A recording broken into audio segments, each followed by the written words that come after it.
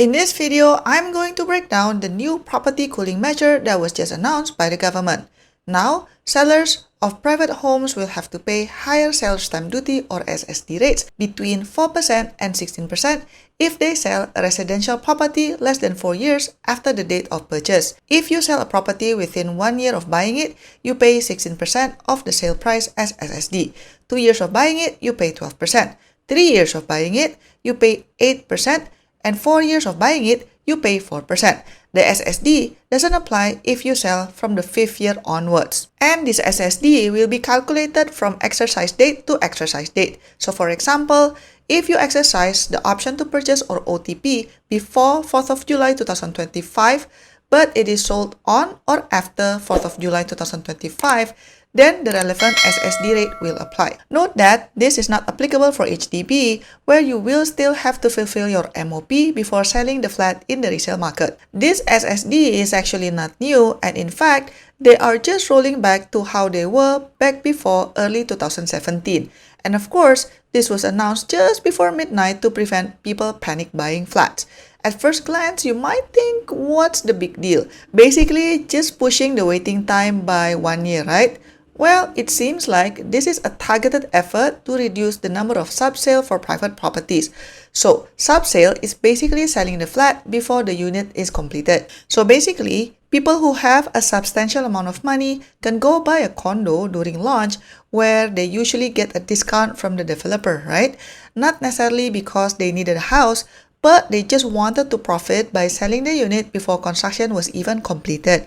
So in that sense, they are speculative buyers who are just trying to make a quick profit. According to a report released by Orange T property firm, Subsale in 2020 were only 178, but it jumped to over 1,300 transactions in 2024. So even if a subsale accounts only about 6.6% for condo sales in 2024, I guess the uptick is too steep to be ignored. You might ask, so what? What does this mean for you?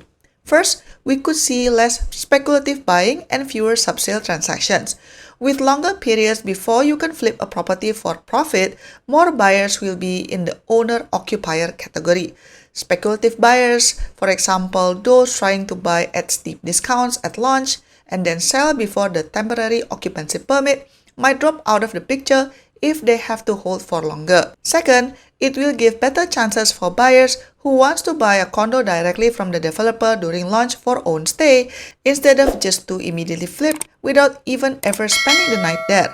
Although the developer will still sell it to the buyers at the same price, but at least you will have less competition. The third impact is it could slow the supply of resale units entering the market. It has been reported that nowadays it is already very difficult to find resale units because of the high replacement costs. Many people just keep the unit that they already have.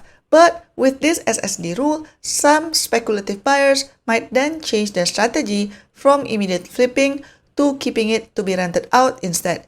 A move that would mean less resale units on the market for genuine buyers. But then less supply will mean higher prices for resale condo, right? I don't know. I mean, any rules or policies would typically have pros and cons and some unintended consequences. So what do I think about it? Well, when I first saw the headline that there's a new cooling measure, honestly, I thought it was related to HDB resale market. So I was kind of surprised that the government decided to tackle this subsale situation for private properties. I mean, okay, I'm sure they based it on some statistics that they have. Personally, I always thought that the HDB resale market is the one that needed more attention, but apparently I was wrong.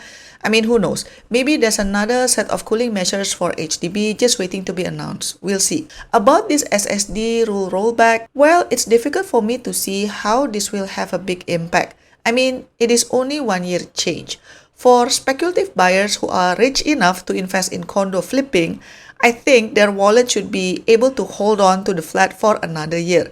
I could not imagine this rule change will have any big impact. This is unlike the 60% ABSD for foreigners. Now that was a big game changer. This one, I mean, just okay. But perhaps that is the whole intention, that the change should be so subtle that it won't crash the market, so it could be a slight descent instead of a sudden drop. But let me know what you think in the comment section down below. Don't forget to like and subscribe, and I'll see you in my next video. Bye bye.